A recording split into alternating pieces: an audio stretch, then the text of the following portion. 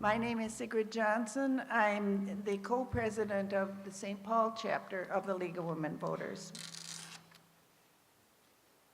At the Jubilee Convention of the North American Women's Suffrage Association in 1919, its president, Carrie Chapman Catt, said, "Raise up a league of women voters. Arise, women voters, in this your first union together.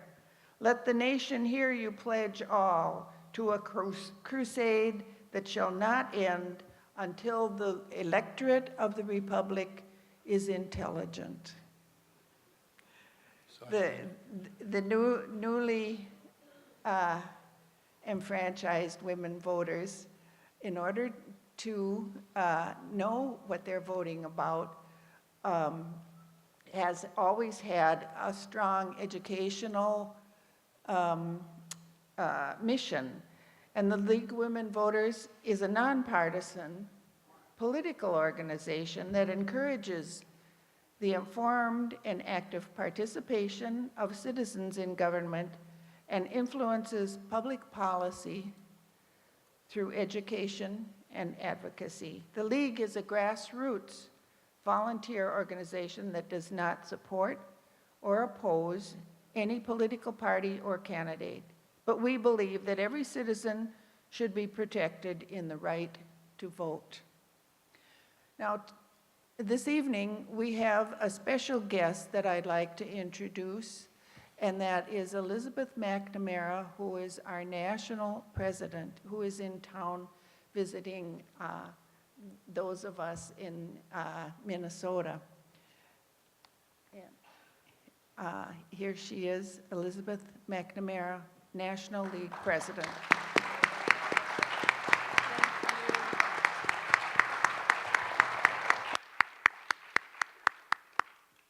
Thank you very much, and welcome to this candidates debate. Candidates debates are one of the premier voter education projects of the League of Women Voters. This is something that we can do for our communities to bring communities together and allow constituents and candidates to interact directly.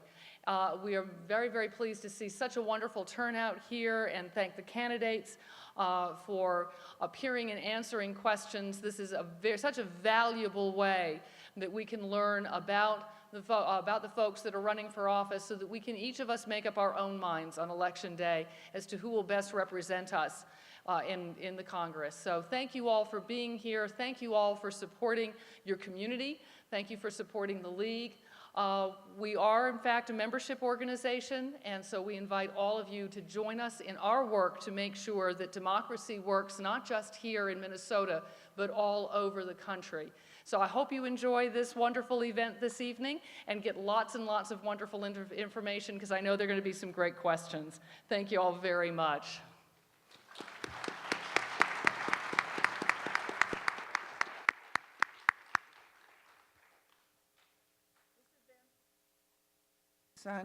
This event has been co-sponsored by the Leagues of Women Voters of the various suburbs: New Brighton, Roseville, Maplewood, Falcon Heights, White Bear, Woodbury, and St. Croix Valley.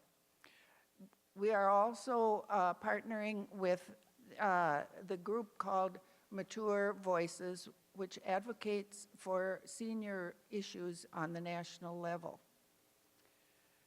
Now, I'd like to introduce the moderator for this evening, Jacqueline Schroeder. She is not a constituent in District 4. She lives in Burnsville.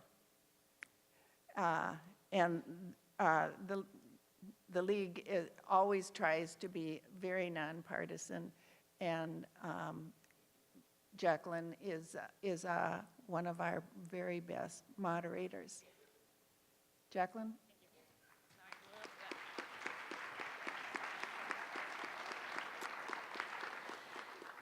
Thank you very much, and as Sig mentioned, my name is Jacqueline Schroeder, and I live and vote in Burnsville, Minnesota, and will not be participating in this election. I'd like to thank all of you, and especially our Congressional District 4 candidates to this evening's forum. I have met with the candidates prior to the forum, and they have all agreed to our format this evening.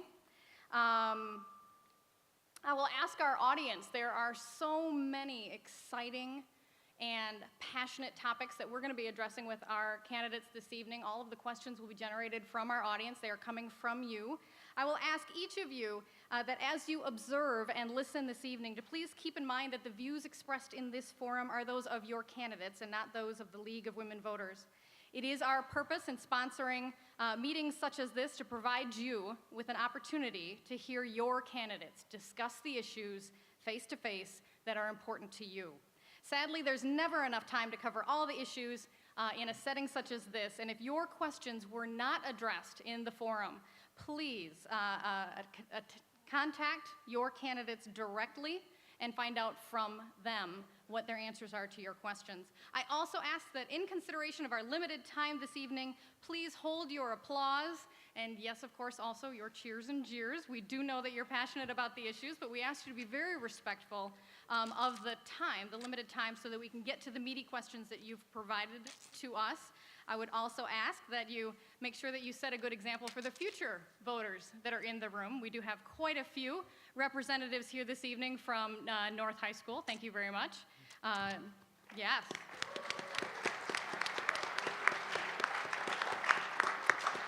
You are welcome as attendees, as guests here this evening. You are welcome to submit as many written questions for the candidates as you'd like. Just hold up the cards, the index cards that were provided, and a League of Women Voters member will collect those from you throughout our forum. We will consolidate cards and questions that fall in the same general category. Any questions that are unclear, hostile, or of a personal nature will simply not be asked. And the questions will become the property of the League of Women Voters after the event. As I mentioned, our candidates have agreed to our format this evening, which does involve 2-minute opening statements. Each candidate will have 1 minute to answer your questions that I have gathered. And then they will also be allowed a 1-minute rebuttal to address what they are each saying about the questions that you have posed. And then there will be 2-minute closing statements at the end of our evening. I would like to take this time now to introduce our candidates, your candidates, for Congressional District 4. The order that they drew will be for opening and closing statements. All of the questions will actually be answered in random order. Your candidates for this evening, or for this election, are Betty McCollum, Tony Hernandez, and Steve Carlson. And that is the order in which they will be presenting their opening statements. We do now have 2 minutes for opening statements. Betty McCollum, if you would please begin. Well, thank you. Thank you for the League and for the partnership putting this debate together. And I want to thank the students for coming here. I did my student teaching at North St. Paul High School in the old building that's no longer here. They took it down. It was a fire hazard. And taught first hour social science and civics. And I understand most of you don't have first hour, but those of you who have first hour biology, all the best to you. This is an area in which, in the 4th District in which I grew up, where I felt very supported by a community that made sure I had access to a good public school, which was up to me to take advantage of the education. A community in which people came together to make sure that we had good public services, police, fire. And when I had the opportunity to run for office and serve on the city council here, it was an amazing experience of learning how to work with schools and businesses and all kinds of partnerships that really make a community run. It was a wonderful, wonderful learning experience for me.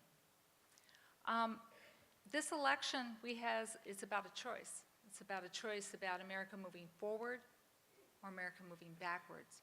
Do we move forward with making our economy stronger, investing in infrastructure, investing in education, investing in people, in communities, or do we go backwards to the same failed policies of the Bush tax cuts, which led us into deep, deep debt and near depression? Thank you. Tony Hernandez, your opening statements, please. Well, thank you to the League of Women Voters, our moderator Jacqueline, Representative McCollum, Steve. Thank all of you for being here. It means a lot. Thank you to the North St. Paul students. My name is Tony Hernandez, and I'm running for the United States House of Representatives because I want to serve you, the people and the families of the 4th Congressional District. And I want to go to Congress to work with others to solve the great problems of our day. When Representative McCollum was sworn into Congress in 2001, the unemployment rate was 4.1%, and the national debt was $5.7 trillion. Now, I'm not going to sit here and blame Representative McCollum for our economic woes, but I will say this, that she has not offered any solutions in terms of how to solve our problems. First, before I get into this, I want to start by complimenting the Congresswoman. In 2003, Representative McCollum stood against the powers that be. She stood against her own party, and she voted against the authorization of force in Iraq. It was the right thing to do, and I would have voted the same way, and I applaud you for that. Thank you, John. Now, I'm going to make the argument, though, that 12 years in Washington, D.C., and this will happen to anybody, but it's changed some of the values of Representative McCollum. And you're going to see some of those changes tonight. You're going to hear the incumbent explain how she joined forces with President Bush in 2008 to bail out the Wall Street banks, too big to fail. You'll hear the incumbent explain why we need to stay in Afghanistan just a little bit longer. And you'll also hear explain why we need to extend the Bush tax cuts for who knows how long. Now, my fellow citizens, I'm asking you to send me to Congress so that we can move forward from the last 12 years of endless wars, skyrocketing debt, and a dismal economy. In Congress, I'll be a lion for liberty, and I'll be a true representative of the people. And as I say in my low-budget TV commercials, my name is Tony Hernandez. I'd be honored during your vote, and I approve this message. Thank you. Steve Carlson, you have 2 minutes for opening statements, please. Okay, good evening. First of all, I'd like to thank the League, and I want to say that when I was a student leader at the University of Minnesota, back in about the 70s and 80s, I always liked the mission of the League of Women Voters and a lot of the other activities which many of you are involved in. I think it's very important to our country. I want to help educate by having this discussion with Jacqueline and all of the other candidates, and we really need this year. Now, I'm Steve Carlson, of course. I'm the Independence Party nominee and the Tea Party candidate in this race for the 4th Congressional District. I bring experience in government, in leadership, in community and economic development, in politics, of course, and business and law, journalism, and sensitivity for the arts. I've posted a song that I've written for this year on my website. I won't repeat it for you now, but you can go there. Now I'm fired up. I'm ready to go. I'm ready to get with the Congress and focus on the hard work that we have ahead of us. I also have fresh ideas. My ideas, by the way, have been supported by Mitt Romney. So I want to make this very clear what this idea is. Mitt Romney has said that he will, first of all, not go forward with Obamacare because it costs $100 billion a year, and the other reasons we need to go forward and actually save lives and not just money. He's going to move federal programs back to the states, and because of that, it will only increase at the cost of inflation and not at the cost of interest and compounding and multiplying that. And it's going to cut back the size of government. Now, I would go further and stop. Thank you. Thank you very much, and I do appreciate our candidates working with the lighting to be able to see our timekeeper this evening. They have an extra challenge tonight, but they've all they're giving it their best shot. Pardon me. Our first question this evening is appropriate since we are hosting this evening's forum in a high school. And Steve Carlson, if you would be the first to answer this question, please. ISD 622 is ranked 3rd in the nation, where there's a large gap between students of color and white students. Why do you think that is, Why is this happening all over Minnesota? And how would you try to improve on this? Please also answer the question if the solution is to be found in increasing or decreasing funding for education. Steve Carlson, you have 1 minute. Is that a trick question? No, actually, when I was at the University of Minnesota, I mentioned this. I actually wrote with the Chicano student leader the nation's first cultural pluralism requirement. And that requires that in order to get out of the College of Liberal Arts, you need to take 2 quarters of either Chicano studies, American Indian studies, African American studies, or East Asian studies, and also women's studies. So any of those 5 would support that. Now, unfortunately, that was kind of rolled back after I left. And so I think the reason that we're failing is because our schools need to be much smarter. Our schools they're steeped in the Western tradition, and we need to recognize that there's knowledge from all of these that I just mentioned that we need to know about. If we don't know that, we're ignorant. And so what we need to do is really learn all of this and really teach all of this together. And I think that would really go a long way. I don't think it would require more funding. Thank you. Betty McCollum, if you would please answer the same question. Thank you. This is a really important question to ask because students are our future. And we can't afford to leave anyone behind if we're going to grow as a country with our economy and if we're going to be a vibrant democracy. Leave No Child Behind, President Bush's policy, didn't achieve its goals, but its goal was a noble one. If you just listen to the title, Leave No One Behind.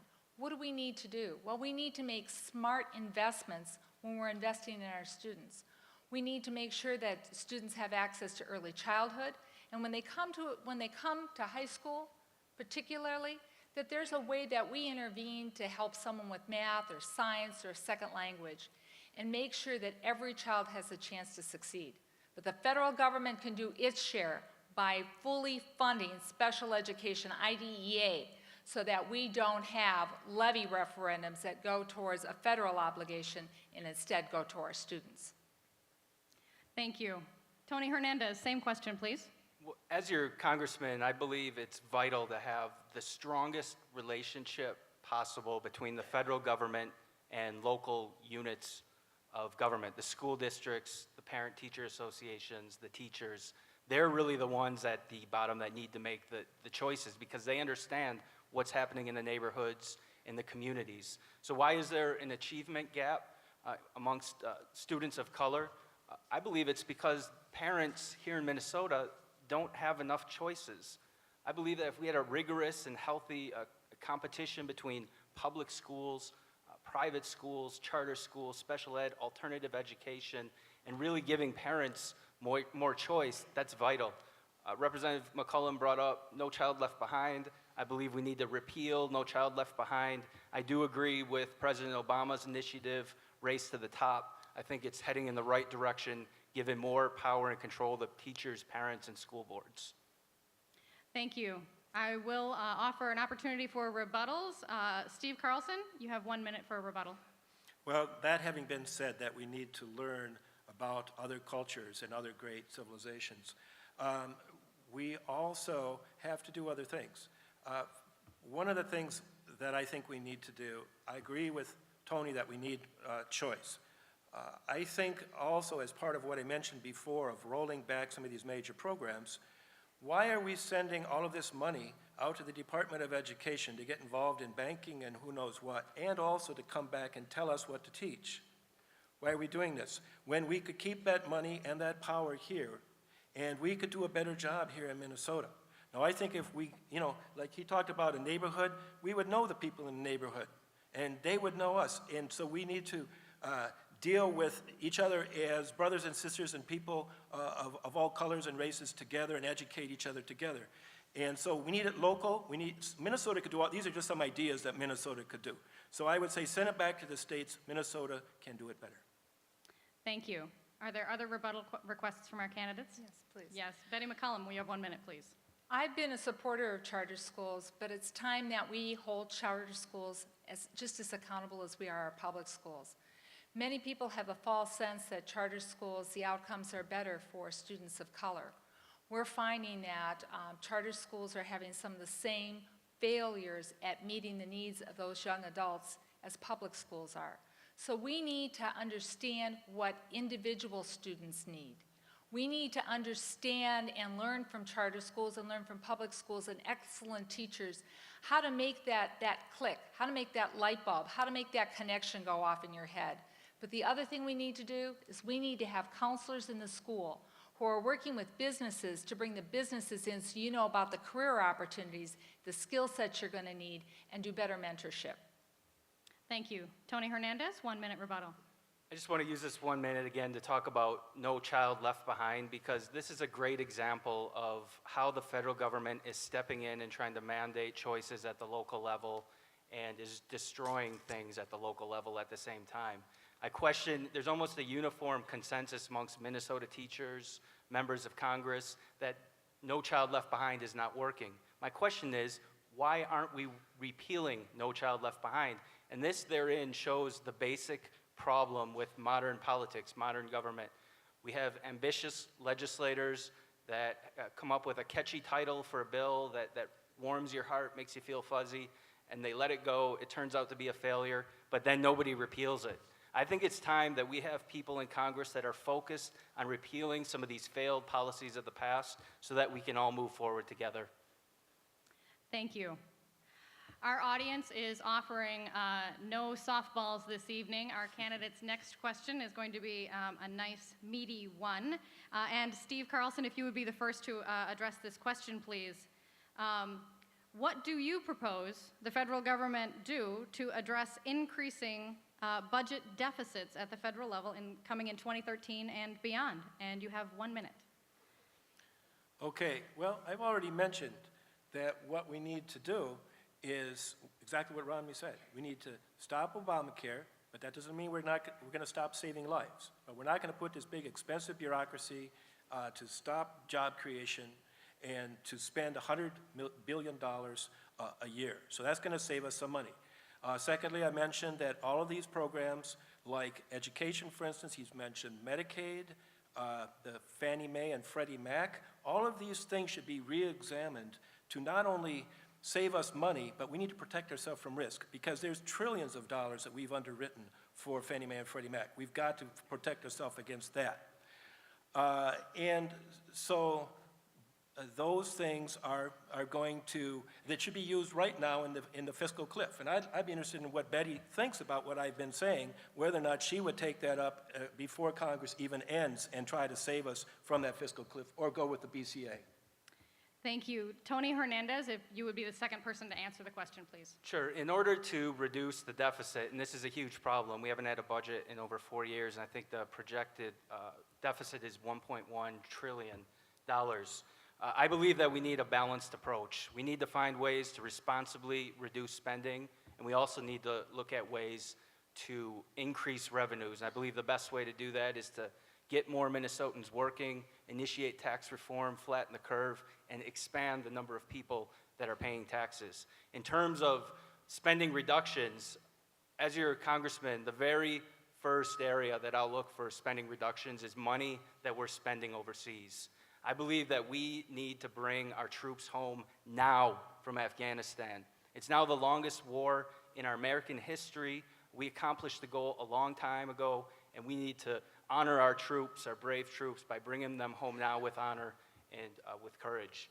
Finally, for reducing spending, one of the biggest areas of spending is entitlement spending, and maybe we can get into more about some ideas that I have to reform entitlement spending in a responsible way. Thank you. And Betty McCollum, if you would address the same question, please. I'll address the same question, but I want it stated for the record. I led the opposition for the state of Minnesota for the delegation to vote against Leave No Child Behind, so you'd probably be pretty proud of that. We need to put all options on the table. We need to look at something similar to Simpson-Bowles. And Simpson-Bowles said we need to raise some revenues and we have to make some cuts. And Simpson-Bowles did something that was very interesting. We met with them several times as members of the Budget Committee, and they said, you know, a lot of the tax cuts that are out there, they're the same as spending. when you do tax perks, what we see Exxon Oil and the big oil companies in that getting. So we need to put all options on the table. We need to look at making smart cuts. We need to end the upper level tax cuts, which are billions and billions of dollars for millionaires, all borrowed money from China. The middle class gets stuck with the bill, so we should start there. But I really do believe that we should work together to end the gridlock so we can solve this economic problem. Thank you. We'll allow 1 minute rebuttals. Steve Carlson? Okay, thank you. Well, we discussed this the other day. I don't think that President Obama seems to understand why tax cuts can produce growth and generate revenue. And of course, Romney has said he's going to have a deficit-neutral tax cut that's going to be 20% in the marginal rates across the board. And that's going to leave people with more money to spend. Now, when you get to a business, you have to realize that taxes are a cost. And I heard Rick Nolan the other day say he's an expert because he's a small business owner, and that people just look at demand. They never care about taxes. It's just a gimme for them, any tax money they get. Well, that's ridiculous. What you look at is, if I invest this much money, how much am I going to get back? And when you say, I'm going to have to pay this much in taxes, guess what? That's a cost. It's cutting into your earnings. And it's going to stop people from creating jobs here in the United States. They're going to move those jobs across overseas, and they're not coming back. Thank you. Tony Hernandez? I just want to point out that Representative McCollum oftentimes fails to bring any solutions in terms of how to reduce the deficit. I would agree that increasing the tax rates on the rich is one way to increase revenues to the federal government. I would disagree, though, to say that by reducing taxes on the rich is borrowing money from China. It's their money. That's how the private sector operates. Finally, going back to more ideas on how to responsibly reduce spending, because we must get a hold of the deficit, we must get a hold of the debt. It's going to bring the safety net down for the poor and vulnerable and our seniors, so we need responsible attention to this right now. 65% of spending, I believe, is entitlement spending. There's ways that we can responsibly reduce this without hurting the poor, still maintaining our commitments to our seniors. Means testing is a great example of this. It allows for rich seniors to still get their benefits, but it gives poor seniors more benefits. So it adjusts the amount of benefits they get, ultimately reducing the deficit. Thank you. Betty McCollum, 1 minute rebuttal. I support President Obama's Jobs Initiative bill, and I wish we could have had a hearing on it in the House. It would have put people back to work. It would have put more families with security for planning their future, and it would have put more money in the economy for people to go to the diner, buy extra school supplies, take care of their family. So we need to pass the president's job bill. He has something out there, and that's what I support. But the money for the upper 1% is an extra tax cut, and it is borrowed money from China. We are borrowing money to pay for the financial problems we have in this country right now. And I support the middle tax class cuts for the middle class, but an extra tax cut of more borrowed money that the middle class has to pay the interest on, these students will have to pay the interest on. That's where I draw the line. Thank you.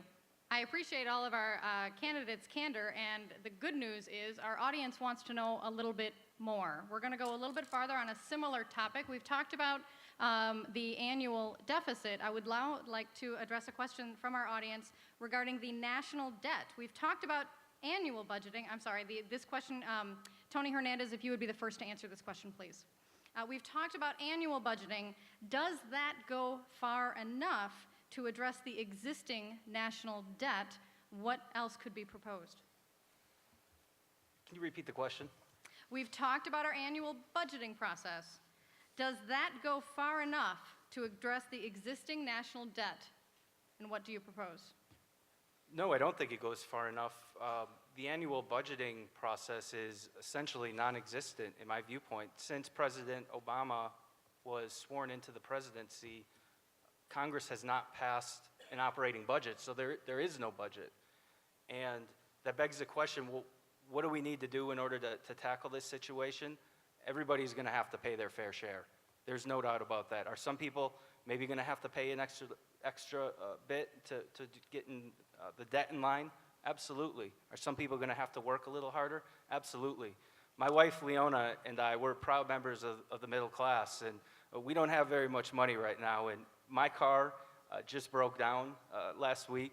We're down to one car. We have to share a car everywhere that we go. I think that's the kind of mentality that Americans are going to need moving forward so that we can afford the programs that we need for the poor, but at the same time allow families to live independently. Thank you. Betty McCollum, same question. The bottom line is we have to work together, and we're not doing that. We have to put everything on the table. We need to have honest discussions about how we move forward. We have to stop the finger pointing. We have to stop assigning the blame. And we have to open up our minds that other people might have a solution, and we can use it sometimes. So that's a real challenge that we have in Washington right now. And I go today, every day I go to work, and I have an open mind. But I know how hard it is when people sign pledges and come in with their minds already made up. So you have my commitment to work hard, to work across the aisle, and to work with everyone. Thank you. Steve Carlson, same question. I honestly don't think that in 12 years that I've seen that working with everybody.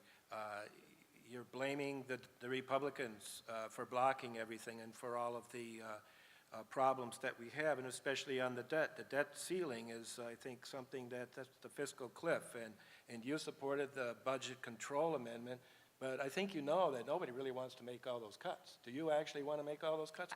I didn't vote for it. I'm sorry, that was a question. I don't think that, I shouldn't do that. I don't believe that she or anybody else really wants to make all of these cuts. So what we need to talk about is economics. Now, if you look back at my original statement, I'm talking about permanently changing the direction of the annual budgeting process, which means that, yes, the debt is going to go down, and when businesses see that, they're going to bring their money back in, and they're going to reinvest, and they're going to say, oh, this nightmare is over of the ideological tax the rich for the solution to all of the country's problems.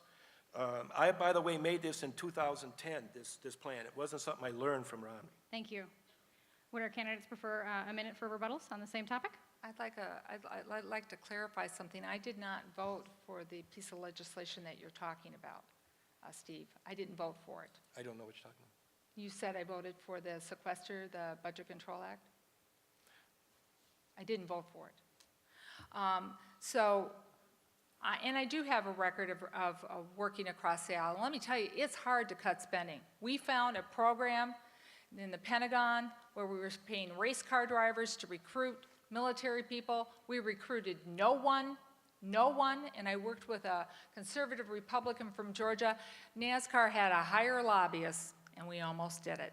It's very hard to cut, but I'm willing to work with anyone and everyone to do what's right, to make smart cuts, and to make smart investments, because we have to move this country forward. Tony Hernandez? I'd agree with Representative McCollum that we need members of Congress, Republicans, Democrats, Independents to work together. I'd also agree with Steve in that the last 12 years we have not seen that from the Congresswoman. She sits on the House Budget and Appropriations Committee.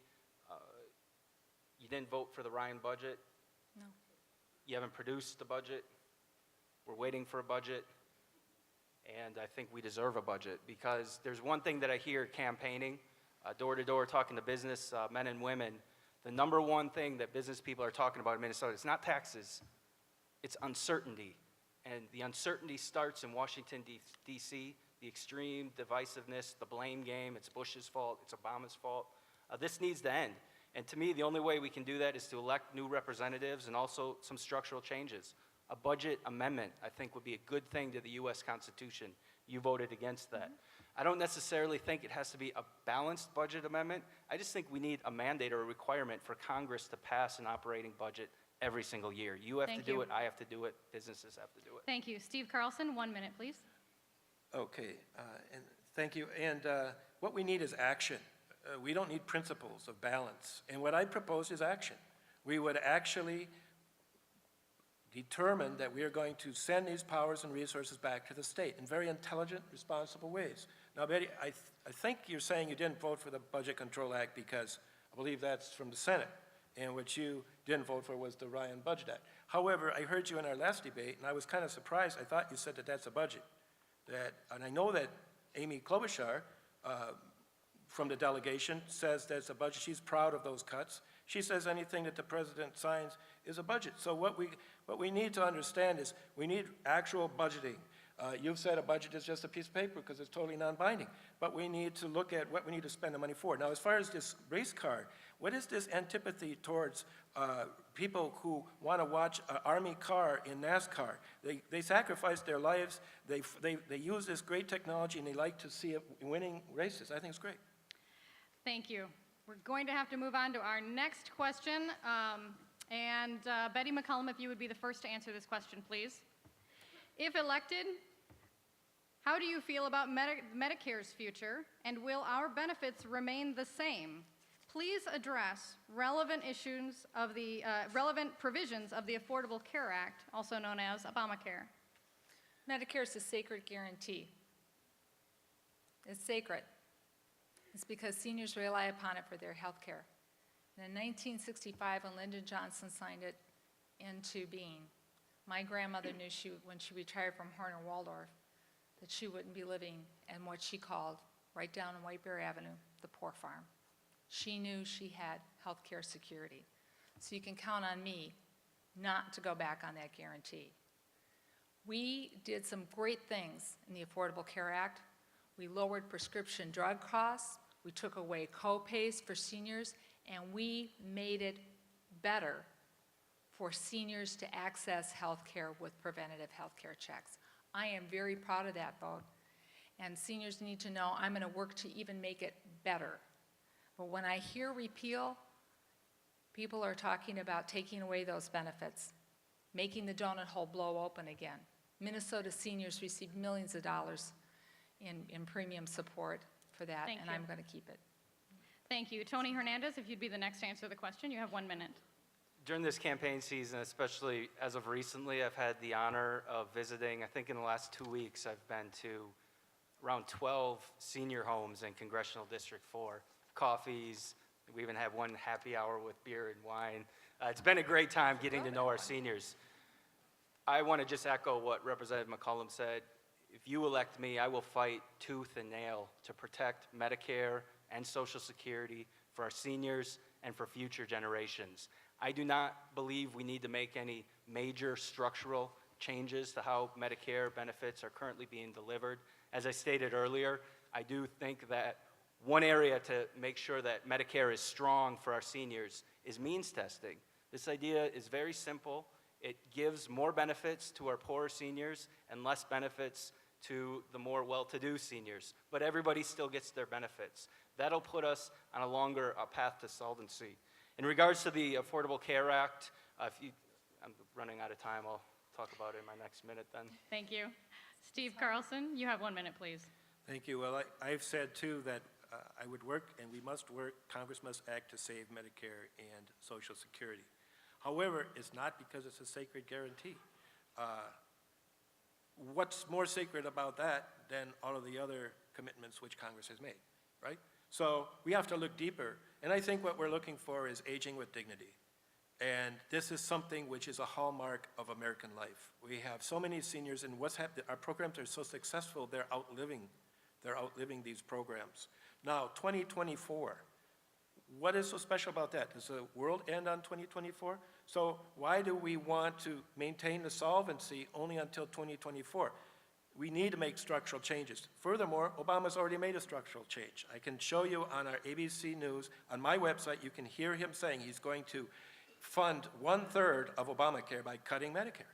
He says that over and over, and he even says he will not let the Congress veto it. He will not let them change it back. So let's admit there's already structural changes. Thank you. 1 minute rebuttals. Betty McCollum. Thank you. Democrats did not cut Medicare. Democrats did not cut Medicare. We looked at Medicare, we worked with an independent advisory board, we found where there was waste, fraud, abuse, insurance overpayments, and we said, you know, that's not a good use of taxpayers' dollars. We captured those dollars and we put them back into the Affordable Care Act. We put them back into Medicare to make Medicare solvent to 2024. That's the good thing. Paul Ryan, I sit on the budget committee with him. He looked at the same savings and he said, hey, I've got an idea. I'm going to take those savings. I'm not going to put it into Medicare. Instead, I'm going to use it to help offset the tax cuts I want for the upper 1%. I'm going to work to make Medicare stronger for seniors and good for taxpayers. Thank you. Tony Hernandez, 1 minute, please. Democrats have not saved Medicare either. It's on a path to insolvency in 10 years or so. We need to responsibly deal with this situation so that we can honor our commitments to our seniors and future generations.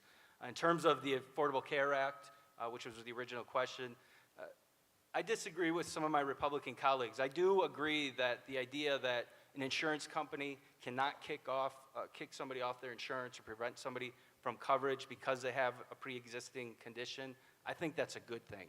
I think that's a compassionate thing. My wife, Leona, she's a pediatric ICU nurse, a registered nurse. She comes home from work and reminds me every single day about the dignity of life and reminds me that healthcare is unlike selling shoes or a movie theater or a restaurant. It's intricately tied to one's liberty, and it's something that is worth fighting for in Congress. Thank you. Steve Carlson, 1 minute rebuttal, please. Thank you. Well, you say Democrats did not cut Medicare. The Democrats held the House, the presidency, and the Senate until 2010. And what did they do? They used that capital, political capital, to pass Obamacare because he thought it would be this landmark thing. And by the way, I think it's just a placeholder to move on to a single-payer system, and that's been pretty openly stated by many Democrats. In fact, many people who might not vote for Betty McCollum might do so because she didn't pass a single-payer system. But if they didn't cut it, I don't know who did. Now you say waste, fraud, and abuse. Now I worked at the American Cancer Society. One of my jobs that I did was to locate resources. When people get cancer, at a certain point, many of them need wheelchairs. They need walkers. Now we found that in some of these small towns around Minnesota, it's very expensive to get a walker or a wheelchair. And so some people thought that the cost for that was a fraud because it wasn't the same cost that you had in New York or let's say some lower cost market, but a lot of demand and a lot of wheelchairs. So they called that fraud. It's not fraud. Thank you. We're going to switch gears one more time. Again, our audience is very interested in some very big topics. Thrilled to have the kind of participation we have here this evening, and I think these questions hopefully are getting at some of the answers that you wanted to hear from your candidates tonight. The final question for this evening, if Betty McCollum, if you would be the first to answer this question, please. How would you propose we address immigration reform? Please include in your response issues of family reunification and pathways to citizenship. You have 1 minute. Immigration reform, we had an opportunity to do something about it. President Bush came his last 2 years serving and came and spoke to our conference. And our caucus said that we would work with the president, work with the Senate, work with Senator McCain, and come forward and bring up a piece of legislation to put on his desk to sign. But we said we wanted an equal number of Democrats and Republicans on it. We wanted it to be bipartisan. And President Bush went back to the Republican leadership and they said no. What a missed opportunity. I support Representative Luis Gutierrez's legislation that works towards immigration reform, secures our borders, makes sure we have work visas available, and works towards family reunification as a pathway of citizenship on it. I'd urge people to look at it. It's a very thoughtful piece of legislation. Thank you. Steve Carlson, if you'd be the next to answer this question.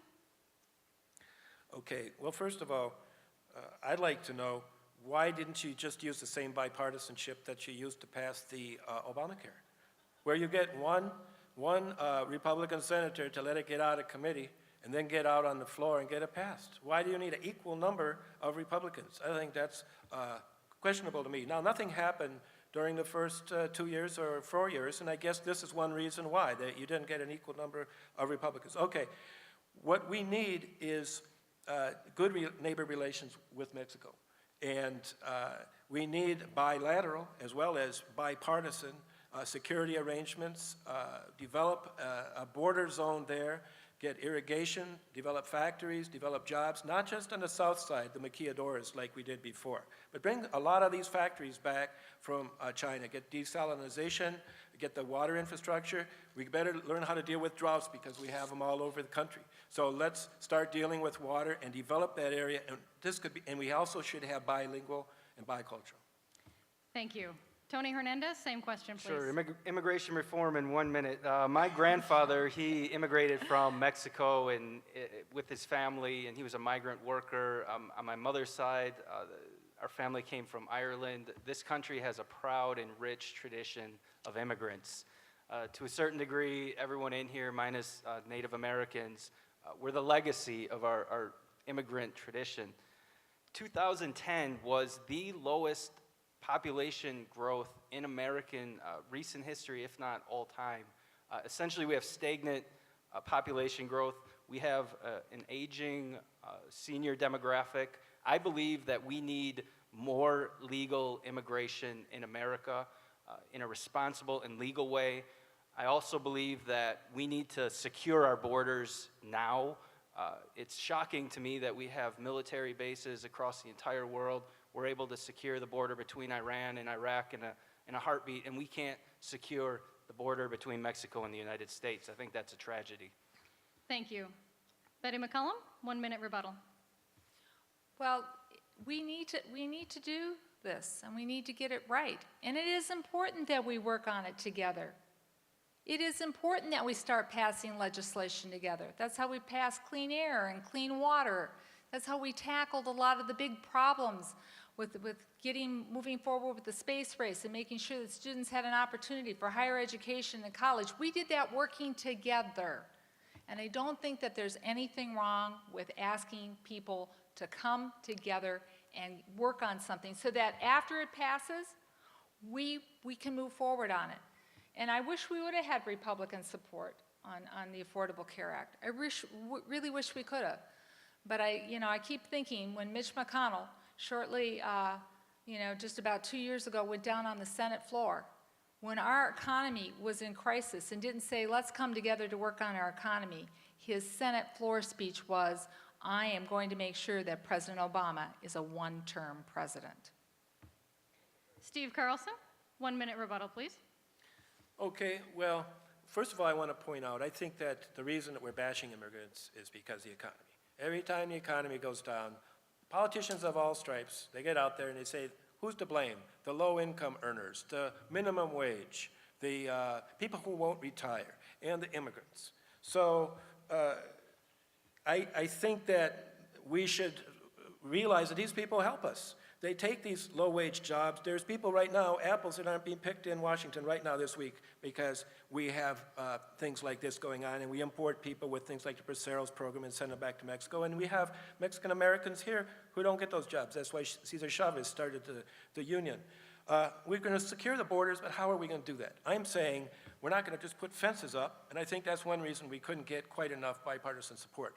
We're going to define the area. If people have jobs there and they come there to have a good life, they're going to be secure. They're going to want to keep the place secure. As long as they're just selling drugs, no security is going to help. Thank you. Tony Hernandez, 1 minute rebuttal, please. Sure, quickly, the Democrats had a supermajority in 2008, 2010, the presidency, the Senate, and the majority in the House. They failed to pass immigration reform. Net immigration from Mexico to the United States has slowed to zero. I believe in part due to Representative McCollum's and President Obama's dismal economy. They're essentially making the jobs economy so caustic that the Mexicans are going back to Mexico for jobs. We need to change that. And I forgot what my last point was, so. Thank you. I would like to now ask our candidates to offer their closing statements. They have all agreed that a 2-minute closing statement would be appropriate for this format. We will offer closing statements in reverse order of our opening statements. And Steve Carlson, if you would be the first to offer your closing statements. Okay, well, I hope that this statement is appropriate for a League of Women Voters forum, But to paraphrase Joe Biden, this election is a big deal. It is bigger than Obamacare. It's bigger than a national debt. It's bigger than all of the decisions that we need to make on foreign policy to remain a leader in the world and to deal with the national security. It's a big deal. We've got to change the direction of this country. I believe 60 or 70% think we're headed in the wrong direction, and they are right. Now, Betty has still not responded as to whether she's going to vote to determine to send some of these programs back to Minnesota to cut the deficit and to avoid a fiscal cliff. And I would really like to hear from her. I believe that Romney has it right. Now, as far as the Ryan budget we all hear about, Ryan is not running for president. I think Romney made a very good decision picking him, in part because he was the chair of the budget committee, and he can control him now. And he has already indicated, Ryan's already changed. He said the vouchers should be voluntary. Now, we've got real serious problems with entitlements. We could sit here and talk all night about entitlements. Probably you could say a lot about it that we would want to listen to. The fact is that this is a real thing. And we are getting to that age. This is running out. We've got to get this under control. On the other hand, I don't think that's where we should turn the economy around. Because these are, and I agree with Rick Nolan, that I've worked for this. I've paid into this. I expect this. This is part of the American dream. This is not the point where we dismantle that. This is one of the things that I saw this coming, and I said, I am going to do everything I can. This was years ago, to make sure they don't do this to us. Now, we don't want an intergenerational thing. We want to make it all work together. Thank you. Tony Hernandez, your closing statements, please. Thank you to the League of Women Voters. Jacqueline, you've been a great moderator. My opponents, Representative McCollum and Steve, thank you for your time. I really had fun at this debate. Thank you to you all for coming out. It's really important. It means a lot to have you guys here engaged. This is a very important and critical time in American history. A little bit of history right now. 1946. That was the last time a Republican was able to win Congressional District 4. So what is that, 66 years ago now? So imagine that. My question to you is, and I'm not a diehard Republican, and I voted Democrat in the past. I consider myself pretty balanced. I think that the Democrats have good ideas, as do Republicans. I believe we need change in Washington, D.C.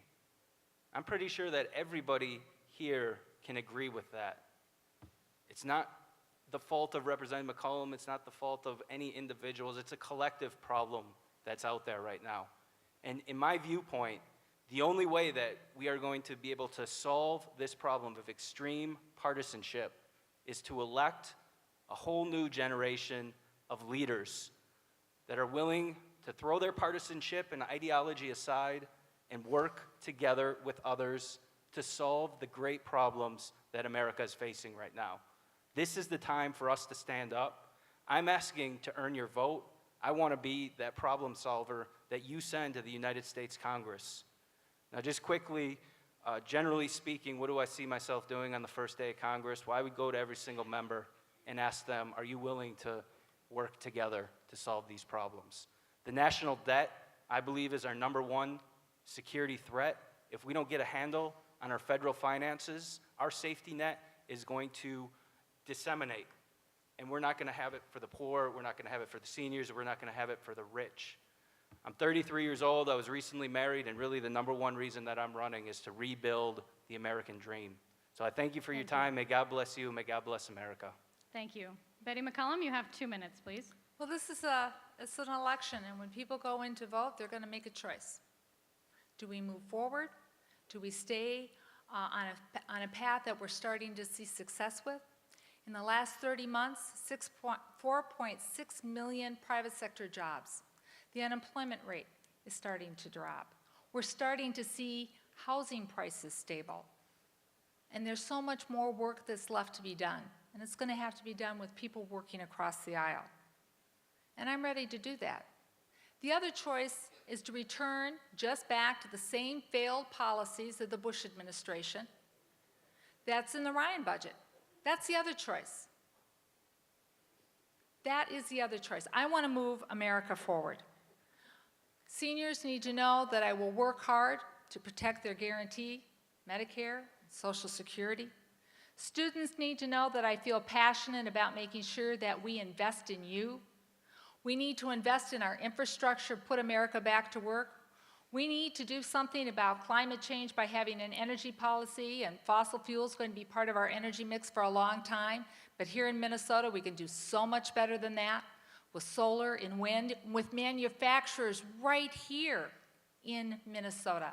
And we can do things to reduce the amount of energy we use. We've got companies like Anderson Windows and others right around here, District Energy, that are finding ways in which we reduce energy. But the other thing that's really important about the choice in this election is how we treat one another. This election's about civil rights, it's about human rights, it's about women's rights, it's about workers' rights, and it's about voters' rights. So I encourage everyone to get out and vote. I thank the League for hosting this. I thank my opponents for being here. And don't forget, your vote counts. Thank you. I want to offer a special thank you to our candidates, our absolutely spectacular audience this evening with great questions and wonderful rapt attention, and those of you viewing this forum on St. Paul Neighborhood Network, SPNN, for your participation in this evening's forum. This forum is broadcast on SPNN. I also want to thank our hosts here at North Central High School. Go Polars. Thank you very much and drive safely.